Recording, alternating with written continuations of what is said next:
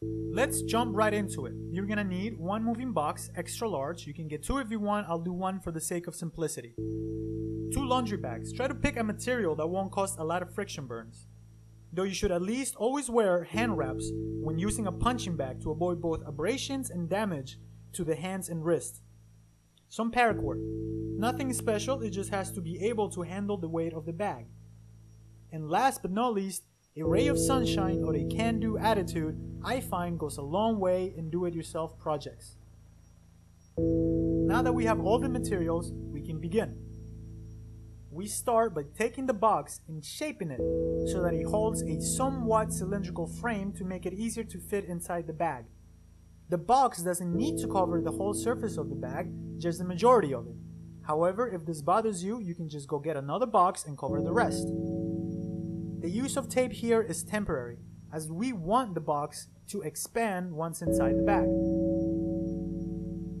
Now that we have all of this set up, the question is, what are we going to fill the bag with? In this video, I use two comforters and some old clothes. Cutout clothes usually work the best, but really it is up to you and your imagination what to fill the bag with. You can fill it with rice or sand if you really want it. But to keep this simple and for us to be able to use it under 15 minutes, I will use the comforters and old clothes. The idea here is to use the box as a striking surface so that it is not so very important what we fill the bag with, just that we don't fill it with anything solid, but that it has to have some weight to it.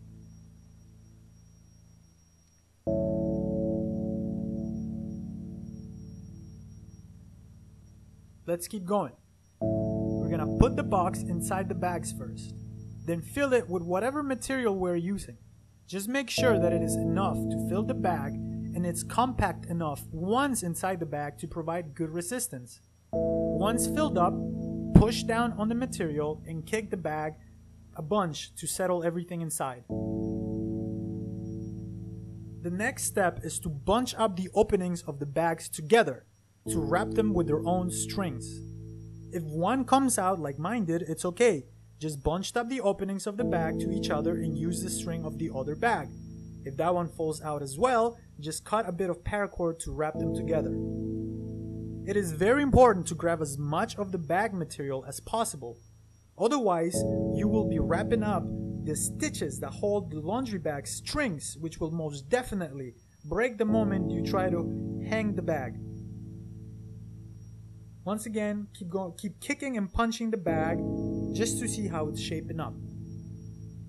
This is pretty much the hardest part of making this bag, at least if you like me managed to rip out the laundry bag strings.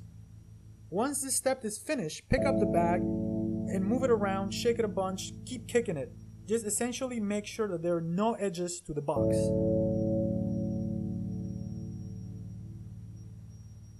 The last step is just to repeat the previous step but with paracord. Start wrapping the paracord as low as you can bunch up the bags. If you know how to knot, it is helpful. Otherwise, just keep wrapping the paracord around and around. Mess with it till you get a nice solid knot holding both bags, and don't worry about it. Paracord knots are really easy to take out. Once you have done that, grab the paracord and whip the bag from one side to another, up and down. Basically do anything that you can to make sure that the paracord is not gonna slip out once you start using this bag. I brought all of the stuff that I used here in the 99-cent store. This video is sped up times 3. It took me about 15 minutes, but that was with walking around, so you can definitely make this punching bag under 15 minutes and under $10. I will be putting up follow-up videos as to where and how to use the bag if, let's say, you live in an apartment, as well as drills and ideas to start using your new handmade heavy bag in a safe, fun, and productive manner. Thank you for watching. I hope this was helpful for both beginner and practicing martial artists.